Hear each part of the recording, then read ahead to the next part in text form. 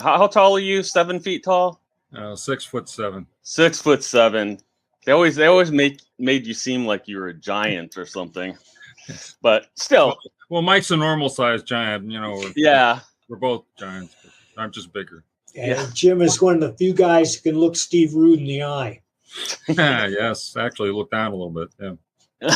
Wow. Anyway, nice. Jim is probably the youngest professional to ever break into Major Stream Comics, selling his first stories to DC when he was 14 years old. 13. 13. I told you. Yeah, you're right. You're right. And how long after that did you join the staff? Well, I sent in the first script trying to get a job, and I got a letter back saying send us another one. So I sent a 2-parter, 2 issues, and then I got a call from the editor, and he said we're going to buy these and publish them, and I want to start using you as a regular writer. And he said your first assignment is Supergirl, 12 pages next Friday. So, you know, and from that point on, they kept me busy every minute they could. And I was in high school. I mean, I couldn't, you know, spend all day doing it. But I worked my way through high school. Mike used to draw out the actual pages and do the word balloons. Isn't that how you started? Because you didn't know how to, you know, do a different kind of script. You actually drew the pages and the word balloons and. Yeah, I didn't know there was a script. I just tried to make it look as much like a comic book as I could. I even designed a cover, and I colored the cover with my colored pencils, so they know just what I wanted it to look like. You know. Yeah.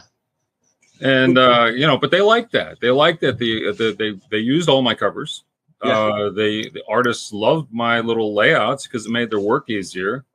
A lot of writers don't think visually, and so they'll have a guy answering the phone while he's lighting his pipe, you know, and they'll pick angles that are weird. And every writer and artist that I know loves that method of writing comics. Yeah, Archie used to do that. Archie Goodwin. Yeah, he did that all the time. You can go. I just wanted to hit that because I knew that's the way you started. And now Mike's like, no, I'm not writing any comics like that anymore.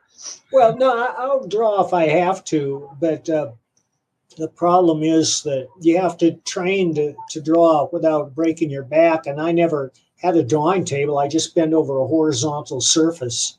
And you spend hours doing that. It messes up your back. But I evolved a script style, which is very terse and direct, and people like it just fine. But if I were to go back to writing comics that way, people would love it.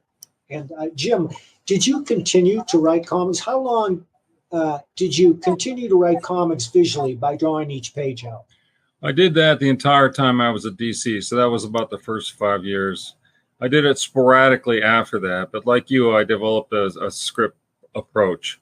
My scripts are as thick as a Manhattan directory used to be, and I provide the artist all of the reference because they're not going to look it up, and I describe things fully. I mean, when there's a fight scene or something like that, I choreograph the whole thing, and they also, when necessary, even in a full script, I'll do a little scribble if I think that it needs clarification. I'll do a little scribble and just, you know, put it right into the Word doc. Are you working on any comics right now? I'm working on comics related now, but no, not regular comics. There's not much opportunity right now with regular comics, and they don't want me anyway. No, of course not. But I do some indie stuff once in a while just for fun. They're usually for free because they don't have any money. And you know, they say, well, you know, would you write a story? Sure. What's your rate?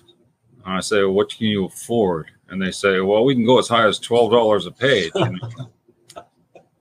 I'll do it for free. You know, give that to the artist. Yeah. So anyway, that's once in a while for fun.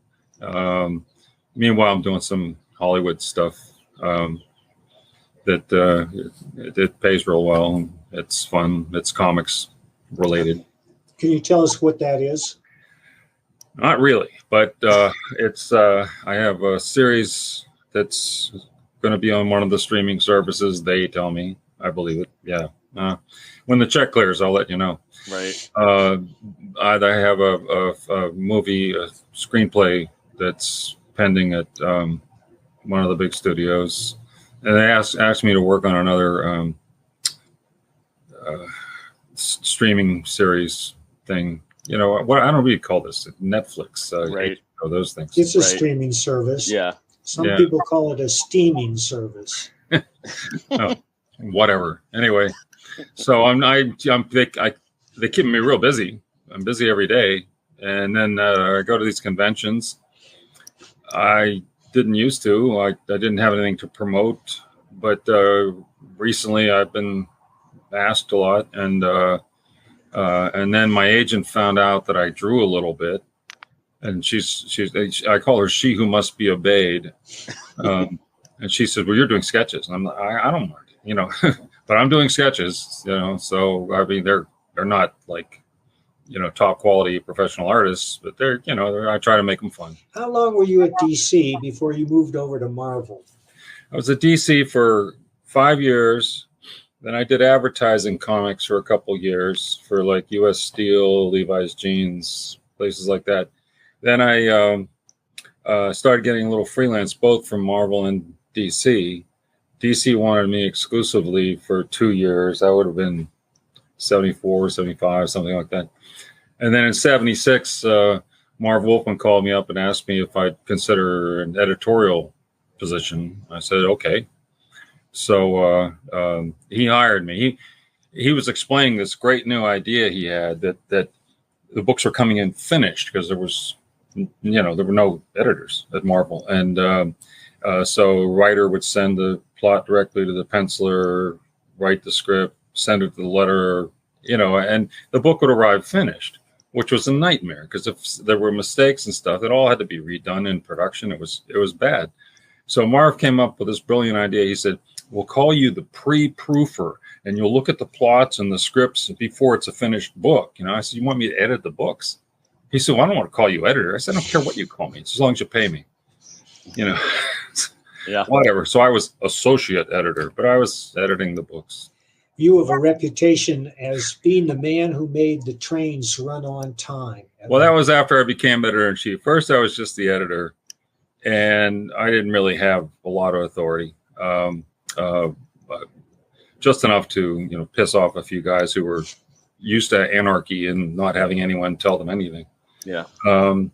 But then when I became editor-in-chief, I assessed the situation, and the situation sucked. It was we had everything was late, and you know, when a book is late, you schedule your time at the separator, you schedule your time at the printer, and if that book doesn't get there, you pay anyway. And so we were losing hundreds of thousands of dollars with that, because in the first month, my first month on the job, we were supposed to publish 45 color comics. Only 26 made it out the door. Is that bad? Yes.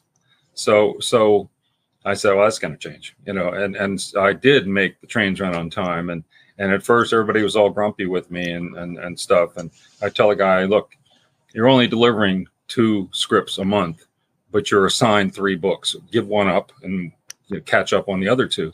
Well, you're cutting my income. No, you only get paid for what you deliver, pal, you know? Yeah. I mean, you know, sometimes creators are not too tuned in. And anyway, we did get it on time. We saved a lot of money, and I used that money to pay the artists more and the writers more, doubled the rates, doubled them again, started introducing all kinds of benefits and stuff. And then they liked the idea of, you know, being on time and, you know, running it like a professional outfit. It doesn't take that long to write a comic. Well, it depends. You know, it depends on your method, but I always compared writing a comic to writing a novel as the difference between water skiing and skiing down Mount Everest. Well, some guys, it takes longer than others. Archie was slow, but he was excellent. Claremont seemed to be able to do 3 or 4 a month, but, you know, without too much trouble. I'm fairly fast, but like I said, I do all the research and stuff for the guys. So it takes me a little longer than just, you know, thinking up the story and putting down the essentials. Let's talk about your approach to storytelling. Is there an ideal number of panels that should appear on a page? No, it's whatever is necessary to tell the story. Tell it clearly at a glance. A lot of people think that you do these fancy, crazy page layouts, that's more sophisticated. No, that's less sophisticated. More sophisticated is when anyone in the world can pick it up and read it effortlessly. That's sophisticated. And so I preach that. I don't tell anybody you can't do this or you must do that, because you can do anything if you set it up. You know, Mike, I mean, if you want some trick shot and you set it up so that when the person looks at it, it's clear at a glance, fine. Do anything you want. Kirby did it all the time. You worked with Kirby, right? Yeah, for 2.5 years. When I came in as editor, he had signed a contract to work for 3 years for Marvel, and so he'd been there 6 months. During which, and he was supposed to be his own editor. That was only so that people didn't mess with his books. But the people before me largely took that to mean they didn't have to care about it, and the stuff just went out, even if there were mistakes and stuff, and it didn't matter. I thought I can't let that happen. So I'd call him up every time a book would come in once a week. He did 4 books a month, pencil and script, and every time a book would come in, you'd take it out of the envelope, and the whole room would smell like cigar smoke, you know. And all right, so I go over these things, and then I'd call him up, and I'd spend an hour, sometimes 3 to 5 hours a week on the phone with Jack going over this stuff. And, the first thing I'd always ask him is it okay if I take out some of these exclamation points? Because he would end every sentence with 6 exclamation points. And you do that, young man, and, I would catch some mistakes and stuff sometimes. And he was always happy. He never argued with me. Anything I said, he was, oh, well, that's a good idea, and then, at the end, he'd thank me for helping him. And then sometimes I got to talk to him about, like, well, why'd you pick this angle? Or what were you thinking here? And he was sharp as a tack when he was talking shop. Did Jack write by going from panel to panel, making it up as he went along? I think he, yes, mostly. I think he had a plan. He would make some kind of super rough plan, and then he would just wing it as he wrote through it. And it looked that way too. But I know he had the whole story figured out and paced out, at least in his mind, before he started. Many acolytes sought him out. Mark Evanier and Steve Rube were 2 of them. Yeah. Evanier has a huge collection of Kirby art. Did you ever work with Evanier? I know him. I mean, he would be around sometimes. I think he wrote 1 or 2 stories for us that I wasn't thrilled.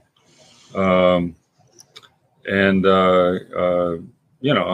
he was steeped in the comics. He considered himself a historian, and he wrote, I guess, books about it and so forth. I guess he like everybody knew him. I mean, last time I saw him, we were in court. I was an expert witness about copyright, and he was on the other side. Ooh. Who had brought suit against whom? Marv Wolfman was suing Marvel Comics over ownership of Blade. I remember that. And Mark Evanier was his expert witness. And I didn't even want to be involved, but the Marvel lawyers said, all we want you to do is talk about what Marvel's policies were at that time with regards to work for hire. I said, I can do that, so I did. And and the Marvel prevailed. Who were some of the new talents that you brought in?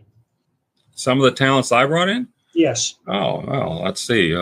There was Bill Sienkiewicz and this newfangled John Byrne guy, and Frank Miller, David Mazzucchelli. I don't know, way too many to talk about. There was a lot of colorists and support troops too, but the main ones. I got Simonson back. I got Starlin back. I got Englehart back. Roy got mad at me and quit for a while, but then I got him back. I got David Michelini. It was at DC. Got him. Yeah. We had some of the other artists, some of the Brits. They'd worked for DC for a while, decide they didn't like it, and come to work for us. Yeah, I mean, it was an amazing group of people, and we also developed some. We grew them in a vat. We had this intern named Jim Owsley, high school intern. Interns do little errands and stuff all the time. So he comes in on roller skates. Fortunately, the upstairs people, the executive upstairs, they never came down to our floor because that was the jungle where the weird creatures were. Yeah. So if any of them had seen that, they probably would have thrown a fit about the insurance and so far. I didn't care. It's a comic book company, You had artists actually drawing the comics at the Marvel offices during your tenure, didn't you? Not usually. I mean, we had a couple drawing boards that guys could use when they came in, maybe to do a cover if we needed one right away, or sometimes it's a finished last page or something. But mostly people worked at home. The bullpen was largely just production guys and letter corrections guys. We had a staff colorist or two staff colorists. We had let's see, who else? Well, whatever. We had a whole big. Oh yeah, we had the guy who did the typesetting. Did Marie Severin, was she part of the gang? Yeah, she was. She was there when I first started as editor. She was there, and John Romita was the art director, and she was kind of, I don't know, I guess they called her staff artist. And then when I took over, it's a funny story. I mean, Saul Brodsky, great man, was one of the founders, a founding father. But he had left to start Skywald, and then when Skywald failed, he needed a gig, and so his good friend Stan Lee kind of invented a job for him. But there wasn't a whole real lot for Saul to do except errands for Stan, basically. And so in the vacuum of power between Archie Goodwin and me, Saul just kind of decided he was in charge. And he actually, well, even before that, I mean, previous editors to me had just sort of treated him like he was the boss. Like if they had, because most of the guys before me, they were just like creative guys. They didn't have any business background at all. And so they didn't want to do anything legal, technical, financial, or complicated. And so they would go and give it to Saul, and he was happy to have it because he didn't have a whole lot to do. So just before I took over, John Verporten died. And John Romita left staff to do the Spider-Man newspaper strip. So without talking to me, Saul hires replacements. And he hired Marie as art director and promoted Marie to art director, hired his son-in-law as assistant production manager, and then promoted Lenny Groh, who was a production guy, to manager. So I come in with like 3 key people that I didn't hire. Lenny, okay, he lasted a while. As soon as I came in, the son-in-law quit. I guess they're afraid of me. The thing with Marie is that she took the title of art director seriously. And at least at Marvel, the editor is the art director for the books. And so we had a little bit of friction there. Because, I mean, one time, she didn't like the way Walt Simonson drew something, so she redrew one of his panels. Oh. You should have seen Walt. I mean, lost his mind. And I was saying, Ray, you can't do that. That's not what we're going to do here. And she would get upset with me. And so then the president of the company finally catches on that Saul doesn't have a whole hell of what to do. So because I didn't have to go to him. I knew how to handle some of this stuff. And if I had a business question, I'd ask the financial officer, Barry Kaplan. If I had a legal question, I'd ask Alice Lannerfeld. I mean, I didn't need to go to Saul and have him ask Barry or him ask Alice. It wasn't necessary. So the president of the company calls me upstairs one day and he sits me down and he says, "What does Saul do?" Kind of, stuff for Stan, and he says, do you have any? He didn't want to get rid of him or anything. He was a founding father. I mean, even he respected that. He never opened a comic book in his life. But he said, do you have anything you could give him? And I said, well, I'll tell you what, he could take all this little peripheral stuff off my hands because it's killing me. You know, I have enough to worry about just trying to get these comics on time. I said he could do the Hostess Twinkie ads. He could do you take care of the newspaper strips. He could take care of anything that Stan needs, like he does need presentation materials and stuff like that. And there's other sort of miscellaneous artwork and things that are needed. I said if he wants to do that would be great for me. So they invented instead of calling him vice president of operations, which meant he was changing door locks and light bulbs. He was special projects or something. Vice president of special projects, and he needed an art director. And so I made him a deal. I said, why don't you take Marie? Because you and Marie get along like crazy, and we're having a little bit of friction. And so Marie went to work for him, and that went fine. And that was just tremendous. He got along famously with her. I did too, once we weren't butting heads, I always loved Marie. I thought she was one of the best things that ever happened on The National Treasure. But anyway, so I had to weed through all this stuff. It wasn't just sit down and run the comics. I had to. Then there was Neil was organizing a guild. They're going to go on strike. Oh my God! And I said, Neil, give me a chance. Come on. He was a friend of mine. He used to invite me to his parties. I'm management. He's labor, and he's inviting me to his parties and stuff because he knew I had the same sensibilities as he did, that I wanted it to be fair and I wanted it to be good and so forth. But he thought he was going to be able to put pressure on them and help me. No, it's making it harder. I did have a question because Louise brought it up, and I didn't know if it was true. It makes sense to me, but she said that you liked it if your editors also wrote. Well, yeah, I like that because I always felt it was good to keep your hand in, just to, keep facing the same problems that your creators did. And I didn't demand that they write. I didn't, say how much they had to write, but I always liked it if they did something. And Louise ended up doing a couple of really great things. That's one good thing that happened to me is that the whole rest of the industry was dying when I took over. Yeah. In 1978, January 1978 is where I took over. Then in that year, Warren went out of business, Charlton went out of business, Harvey stopped publishing, Archie went all reprint, and on one day, DC canceled 40% of their titles.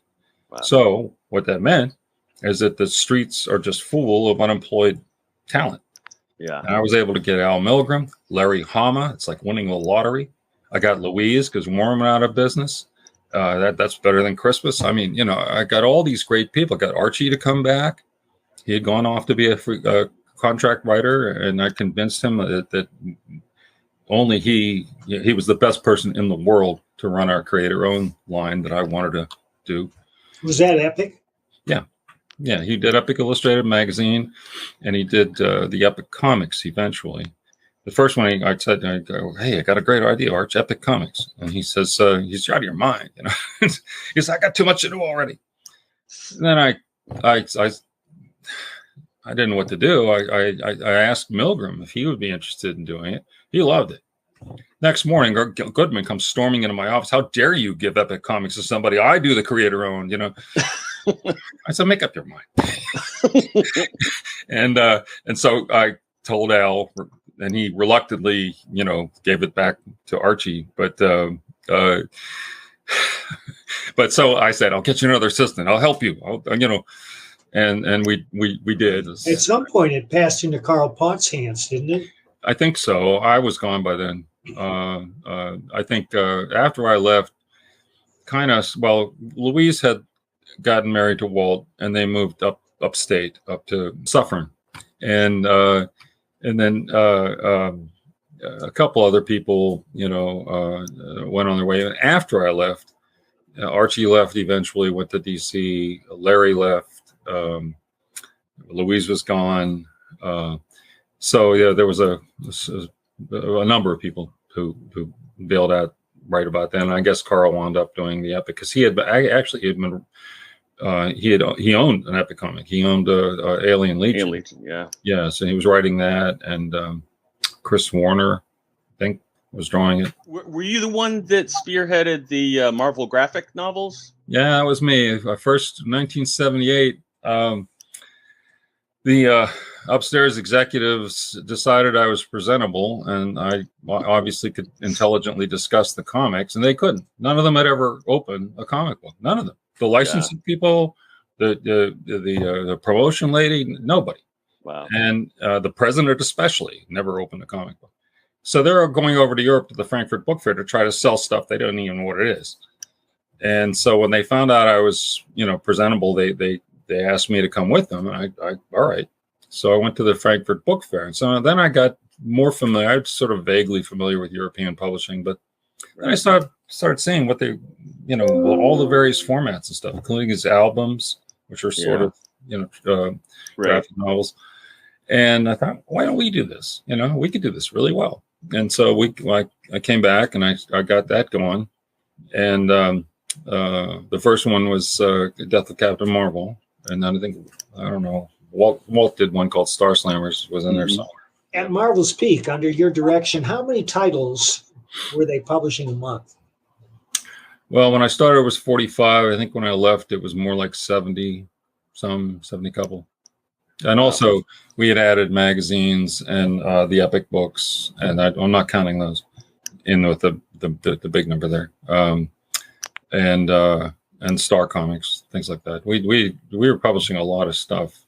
I had 14 editors working for me, 14 editors, and each one of them handled between, I guess the least was 5, and the most was probably 7 or 8 titles, depending on a lot of things. I mean, DeFalco was very efficient. He actually handled more releases a year than anyone. And he was like me. One of the trains went on time, and his motto was 4 in the drawer. Nice. Did you also? I didn't know. I should have researched this, but it's just all coming to me now. Like the limited series.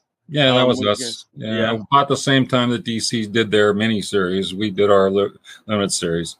I don't know how that came about. I mean, I thought, why can't we just publish, a 6-issue story or 4-issue story or whatever?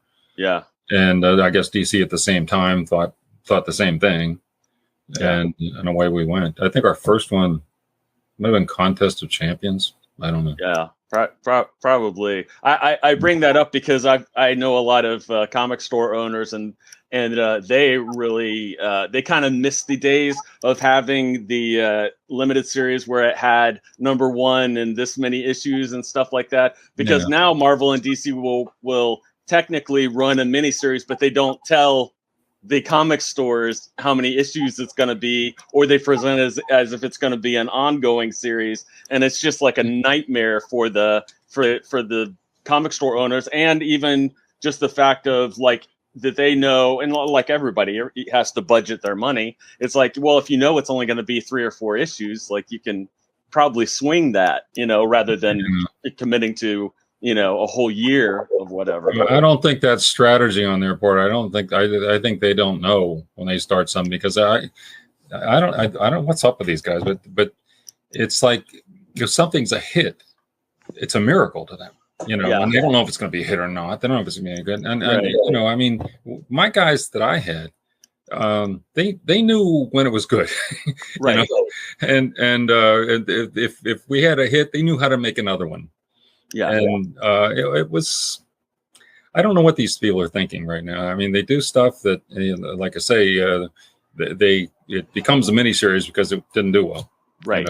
Then it becomes a miniseries becomes a permanent series because it does well.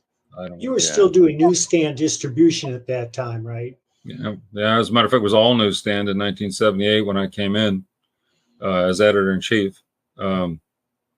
As editor-in-chief, I was copied on the print orders, and so I'm trying to figure them out.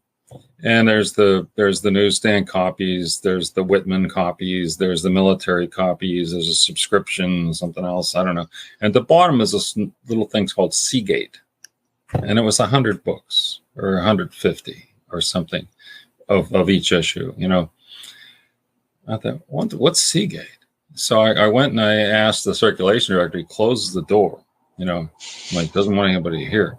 He says he was basically selling comics at the back door to a crony, a guy named Phil Silling, and Phil was distributing them to local comic shops. Okay, he was, you know, acting as the distributor to the local comic shops, because the little comic shops, they couldn't get serviced by the IDs, and they couldn't get the new comics. So Phil had made a little distribution business, and Ed Shukin was the circulation director at that time, and he says, "Look, Jim, it's cost plus. It's a deep discount. It's just to get a little more volume. It's nothing. It means nothing." I thought, well, okay, you know, and he's don't tell anybody. I'm like, well, A, who would I tell, and B, you know, I don't know. So anyway, I did start keeping track of it, and I noticed that those numbers went up every month. All the numbers went up every month. And I also noticed that books that we thought were the best sold the best. The fans had good taste. Right. X-Men, you know, something else is selling 200, 250. X-Men selling 600, you know. So I'm like, all right. So I'm keeping track of this. And then this guy, Chuck Rozanski, Mile High Comics, he calls me up and asks me if he could meet with me. And I said, all right. Comes in and he says, I want you to know your second choice. He said, I wanted to see the president of the company. He won't talk to me. I said, there's no way he's ever going to talk to a comic book retailer.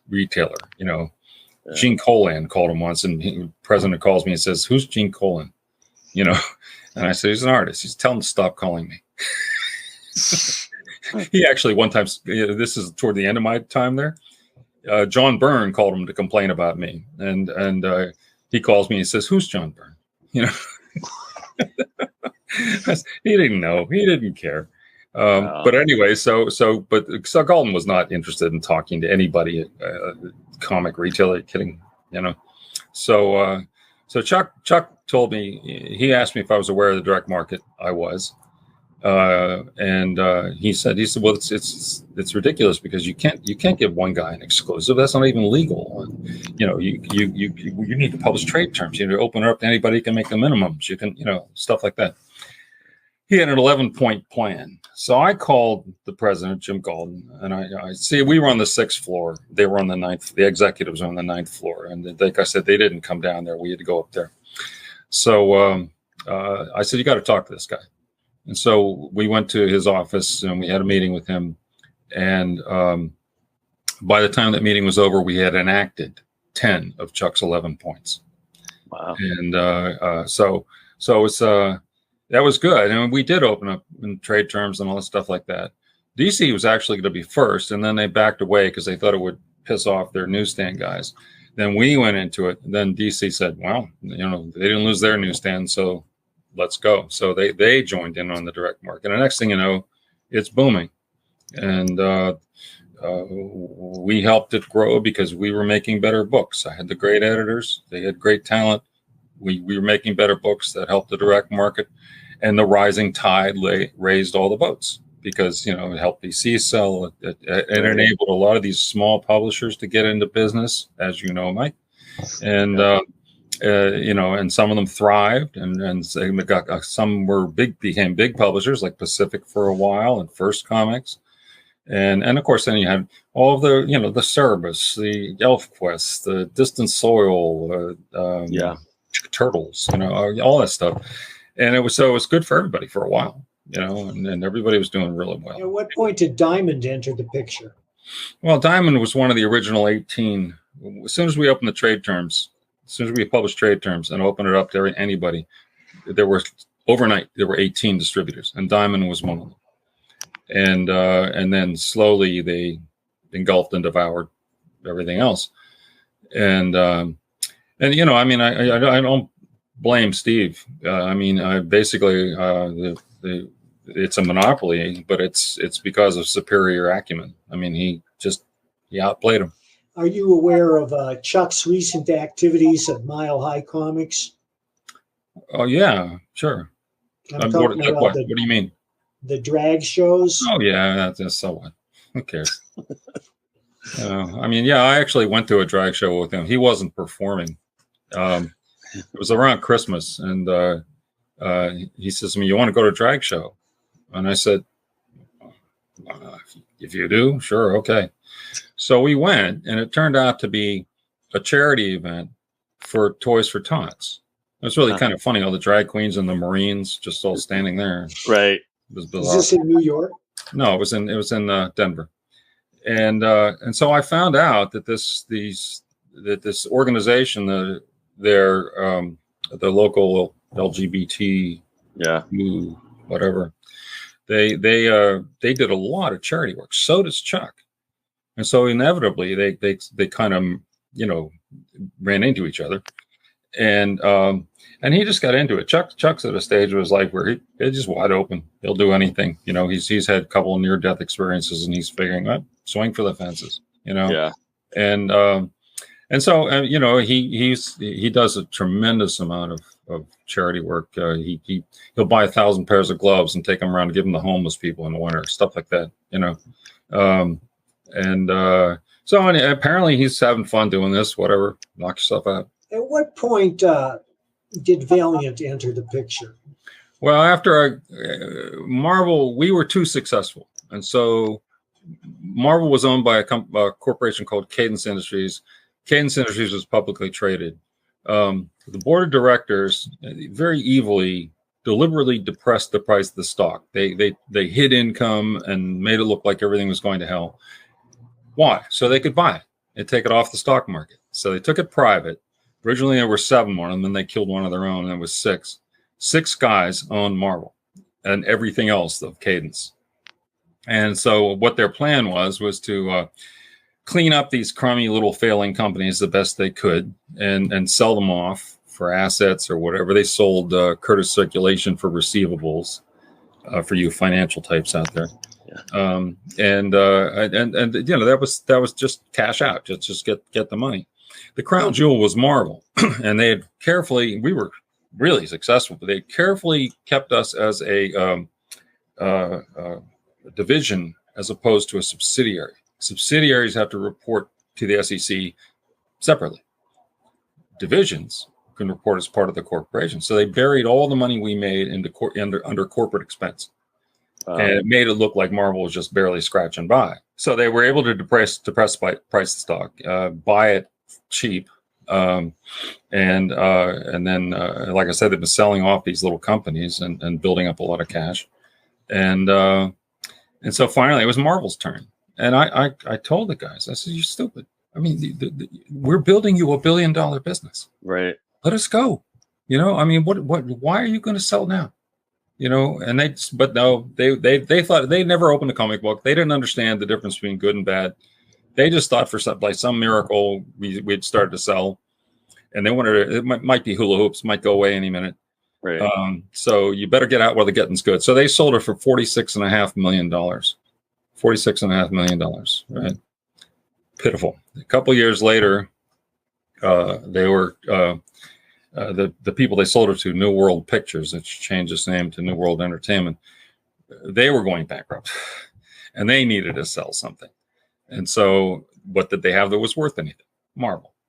So that's when I tried to buy it, and I put together a team, raised the money, and there were 9 people in the second phase of the auction, 9 entities in the second phase of the auction, of which we were one. Marvel Acquisition Partners, and we were the only bidder. We were the only one who actually placed a final bid.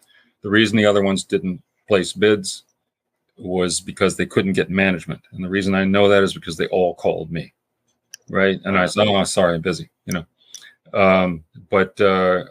So we put in the only bid. We thought we won for 2 weeks. We're making plans. We loved it, and then we find out.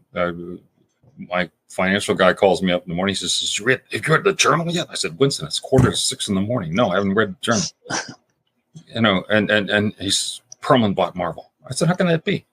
Well, he was an insider at the selling company. He owned a substantial stake of New World Entertainment. So if you're an insider at the selling company, you can't also be a buyer unless you have an arm's length bid. Oh, like say mine. And so we bid $81 million. He bid 82.5, and he would have beaten any bid we made. You know, he wanted to have it. He just needed a stalking horse. So, so I didn't get that. So now I'm looking for a gig, and I first went to Richard Bernstein at Western, and I knew him because he once looked into buying Marvel and met me and seemed to like me, and so I went to him, and in order to help raise money, I thought it'd be good if I had some characters, you know, some known characters. So I told him, I said, do you know you have some comic book characters? And he said, I do. I said, yeah, they're really good. You know, I said, I'm going to try to start a publishing company, and you know, and he said, well, great, I'll license them to you. And I said, well, I don't have any money yet. And he said, well, I'll hold them for you. And he held them for 2 years. For 2 years. Wow. Yeah. And he had big offers, by the way, because the market was still pretty good, and Marvel was interested, and DC was interested. Mike Richardson will tell you he called him every week trying to get those characters. And but no, he was holding them for me. And so 2 years later, when I finally found a place that would fund a startup contingent on having those characters, it was called Triumph Capital. And so raised the money and started Valiant. And technically we started in like November of 1989. Was Bob Layton part of the Valiant at that time? No. Well, he's retconned history here a little bit, but basically a lot. He was under contract at Marvel at that time. He managed to piss somebody off there. And when his contract came up, they said, we're not renewing it and we have no work for you. You know, go away. Previously, years before, he had a situation at DC where some behavior of his got him banned for life. And so he kind of had no place to go. So he came to me, you know, kind of hat in hand, and needed a gig. Well, I needed artists, you know, and, you know, I mean, he's a talented guy, right? So we hired him as an inker, and I thought he would sit there at the board and ink.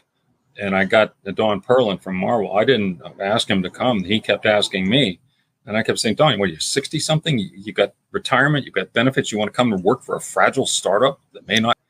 And he said, I hate this place. It's become a snake pit again. It's no fun. You know, it's a terrible place to work. I don't want to be there. And so finally I caved in, and I needed help. God, I needed help. And so he came, and I thought he would kind of, because an older guy, I thought, well, he'll kind of run the shop, you know, with the inking, paste up, lettering people, you know, and then when we actually did have a bullpen. We did have artists come in because some of them are kids right out of the Kubert school, and you had to look over their shoulder and make sure they were doing it right. So I thought he'd run that, and Layton would ink, and they kind of organically changed places. No command from me. They just, you know, all of a sudden Layton is running the paste up people, and it was pretty good at it. And Don spent more time at the board drawing. He would help the young artists. Layton would do some inking, and it was fine. It worked out well. The characters that Valiant was holding were the gold key characters, for people who wonder what we're talking about, right? Well, the characters the way I was able to get the funding was Richard Bernstein licensed me the gold key characters, and therefore I got the funding, and therefore we started a company. But we also developed a lot of our own. Actually, it's funny when I went to Richard, I ran into him at the American Booksellers Association right after I'd pretty much closed the financing deal. And so I walked into his booth. Western Publishing had a booth there. And I said, Richard, I'm ready. And so his licensing guy's name was Jim Pizers. And he does this. Pizers, get over here. He was kidding. That's his shtick, you know? Yeah. Anyway, so Pizers comes over here and he says, make a deal with this guy. And Pizers says, deal about what? He says, just do whatever he says. So I named my own deal, you know. Pizers, wow. Okay, what's the deal? And I said, look, I don't have much money up front. I said, but we'll make it rich on the back end. If we win, we all win, you know. So I had a really good deal for those characters, and they did well. And I was very happy to have them. I thought that they were great characters. They're still good characters. Yeah. You took some of them to Dark Horse later, right? I didn't take them. I mean, after I left Valiant, I was out of it. Eventually they went bankrupt, and of course the licenses reverted to Western somehow. Somehow or another, Dark Horse got the rights. At first, I think just to do reprints, and then they got the rights to do original. It was convenient because right about the time that they got the rights to do original work for these things, I needed a gig. I was like between engagements, and so I called Mike. I said, "You got anything for me?" And he said, "Well, funny you should ask, because I just got the gold key rights." He said, "You want to do it again?" And I said, "Yeah, okay." He said, "Just can't do it. This can't be Valiant Part 2." He said, "You got to do it different, completely different." He said, "It has to be true to the original, but not Valiant." And I said, "I can handle that." So I did a totally different approach, and he liked it. It was a bad time for comics, though. The market was bad. There was a lot of pirating going on. So I did like a couple of years worth, and Mike was always apologizing to me for the art. He because he'd read my script, right, and then he'd see what they drew, and they didn't get it all the time. Turok on. The guy could draw like crazy, but he was Brazilian. He didn't speak a word of English. And so I'm sending them these scripts, and the art's coming back, and it's just nothing to do with what I asked for. Yeah. And so I'm trying to rewrite it to make it work with the art. And I complained to Chris Warner, who was the senior editor there. And so he looked into it, and he found out that the guy was, that he was promised that he would have a good translator. And the translator that he was using, he would read like a whole page of my copy, and he would say to Eduardo, "They fight." Marvel style. Yeah. Okay. So I get, not what I asked for, but I mean, there was ups and downs, but I think that it just was a bad time for comics then. How do you see the future? Where do you think it's going? What's its health? Well, I think that, the movies are the dog and the comics are the tail, and it's a very small tail. The sales are terrible. I think some of the comics are just, I think they forgot what business they're in. It's supposed to be entertainment, guys. Yeah. DC is doing like a lot of cheesecake. Marvel's doing a lot of social justice. I don't think there's anything you can't do. I think that's fine if you want to do it, but do it well and make it entertaining. Right. That's job number one. Entertain the customer. Make it entertaining and have the characters talk about their issues, not you. Not if it's the writer talking at you, or if it's a company talking at you, that's propaganda. And no one wants to read propaganda, even if you agree with it. It's boring. Right. So I just think that I don't know what's wrong with these people. If they called me up, I'd help them for free. Why don't they sell comics in movie theater lobbies?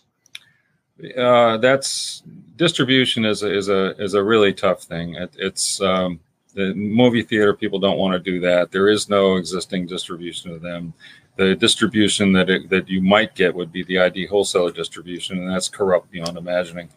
It's it's the same reason. Why don't they sell wrestling books in the venues? Why didn't they sell our Nintendo comics in the toy stores with the games? Because they're not going to waste a square foot of retail. Yeah. On a comic book, and nobody, it's not as easy as people think. It's really. I know it seems obvious to us, and incidentally, movie theater lobbies have stood largely empty for the last 3 years. So it's not like they're using up every square foot of space. No, you are correct. And then if some entrepreneur, decided to put together a program to distribute to those people, fine. But you have to build it from scratch. If there's nothing existing, you can just plug in. You seem like you roll with the punches pretty well. I don't know if that was kind of your personality anyways, or if it's something you learned just coming in young. But it seemed like whenever you had a great idea, and if it was shot down, you're like, okay, whatever, next thing. And you seem like you kind of just move on. Is that? Yeah. Well, I mean, I was just trying to do the best I could. Like I said, when I came in, there was do or die because the industry was dying, and so I just thought, well, what can I do? thought of everything I could possibly do to try to make it better, to get better creators, to pay them more money, to royalties, blah, blah, all that stuff like that. Yeah. And I didn't have any opposition. The president of the company, I reported to the president. I was a vice president. I reported to the president. Yeah. And he didn't care what I did, as long as I was making my numbers, and my deal with him. He actually thought he told me, he says, "You're here to preside over the death of Marvel Comics." He said, "Because this is a loser business and I'm getting us out of it into animation and children's books." Yeah. And I said, "You're so wrong." I said, this can be big and we can make it big. I said, "We're going to be bigger than Disney." And he's, "Oh, baloney," and he said, basically, "Well, do whatever you want. Just, just try not to lose money." And I further made the deal that if I save money or if I beat my projections, I could plow that back in. He didn't think either of those things were going to happen. He didn't think it was possible. Right. So he didn't. That's when he said that, "I don't care what you do," And so as long as I was doing okay, doing well, I never heard from him, Yeah. except occasionally interference. Because if we did a Star Wars and then he couldn't read the book, but he could read a balance sheet and he could read the sales figures, and he would say, "Well, let's just do movies then." I'm like, no, it has to be a super movie, Yeah. So I got some bad movies stuffed down my throat, but I successfully pushed away quite a few. Yeah. Same with toys, G.I. Joe and Transformers work. Now we're doing Starriors and Sectars. Yep. Do you read any comics these days? I have some friends who will recommend things here and there, and also I've been reading a lot of Image stuff because gotten to know Eric Stevenson, and he's sharp. He's a good guy. He knows what he's doing, and so we became friendly, and he'll send me stacks of books, and I've read Saga. That's a long one. Yeah. And I read Nowhere Men and bunch of others. I can't remember. You wanted to touch on the whole, you don't have to, just whatever you want to share about, but the New Universe saga, just because I think it's a good thing, just the way it ended up with the different creators kind of gathering around you to help you. And yeah, the New Universe, basically, when our anniversary was coming up, a meeting was called by the PR people. It's our 25th anniversary. What are we going to do about it? So it was just the vice presidents and the PR lady and the president. And so we're going around the table and they're suggesting things like, "Oh, we could do a coffee table book." Great. That's nice. And so finally they come to me. And the first suggestion I had was something I also proposed to Jeanette Kahn once. I said, "Let's end the Marvel Universe and start again." And I said, we'll announce in January that the Marvel Universe ends on the anniversary month, right? Fantastic Four #1. And we'll orchestrate that. And it will wind to a tremendous climax where it's over, right? Next month, we start with, not a ton of them, but a bunch of new titles, the same titles. But what we do is we do it better. We do it without the stupid mistakes. We do it without Reed Richards fighting with the French underground in World War II. We do it without Iron Man having this crazy origin in Vietnam. We do it without that story Jerry Conway wrote where Hercules puts a chain on something in Lower Manhattan, tows it out to sea. Science says you're wrong. And then he tows it back using the same chain. So now the battery is up by the Bronx. Yeah. Get rid of the Bronx is up and the battery's down. Everybody knows that. Yeah. Get rid of the Spider-Mobile. Get rid of all that dumb stuff. And then do it well. Mm-hmm. And so that was shot down like crazy. I mean, like the salespeople are, "You're out of your mind. We're 70% of the market. If it ain't broke, don't fix it. You crazy." And I said, "All right, fine. Plan B." I said, "To celebrate the birth of a universe, let's start another one." And they liked that. And so I walked out of there with a big budget, $250,000 for development, guaranteed royalties, marketing, blah, blah, blah, blah, blah. About a week later, the 6 guys who owned Cadence, Marvel, decided they're going to sell. And so the president calls me in his office and he says, you know that budget we gave you? And I said, yeah. He said, how much have you spent? That's a couple thousand. And he said, don't spend another penny. He said, I don't want to spend a nickel on this thing. And I said, you mean you don't want us to do it? He said, no, you just have to do it on staff, do it on the cheap. So if you look at the credits for the New Universe books, it's me, it's Archie Goodwin, who was a champion, and saved my life. Yeah. And it's a bunch of assistant editors. And the artists are not big names. They're guys who couldn't get any other work that week because I couldn't guarantee royalties. Why would Walt leave something that's doing really well and take a chance on something new that may not work unless you can guarantee he's not going to lose any income? A couple of those artists, by the way, grew up to be stars, like Will Sportaccio, right, Sierra. But at the time, they were new kids, and so we were dead on the ground before it even started, and everything was behind schedule, and it had to be done in a hurry, and it was sad.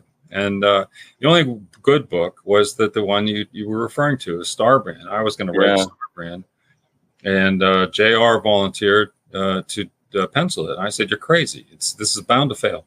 Yeah. I said, "You're on good stuff now. Stay there." He said, "No, I want to draw your book." Okay, you're crazy. That day, Al Williamson calls me up. He says, "Hey, here JR is doing your book." He says, "I want to ink it." I said, "You guys are out of your minds." But they helped me. They did it. Yeah. And that was great. And I there were a lot of good things about it. Archie Goodwin did a lot of the creation on those books, and some of them were excellent concepts. Yeah. And at least on Star Brand, we had really pretty good art.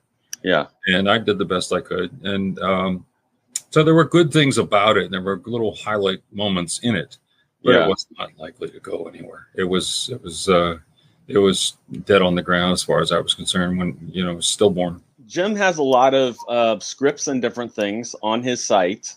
And as he said, you can read, you can download some of the PDFs and things, which I do recommend people check out because he has a lot of examples. It's jimshooter.com. It's my old blog. I haven't worked on it for years, but all this stuff is still there. Decent amount of stuff for people to see. To check it. And some of it's fun stuff, Yeah.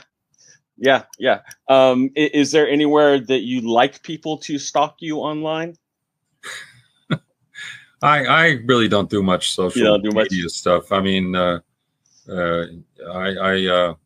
why you're a happy person. I guess so. I just, I'm lucky I can do email. Yeah. So is Mike. I knew there was a reason we got along.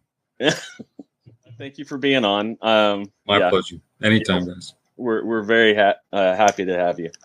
Thank you.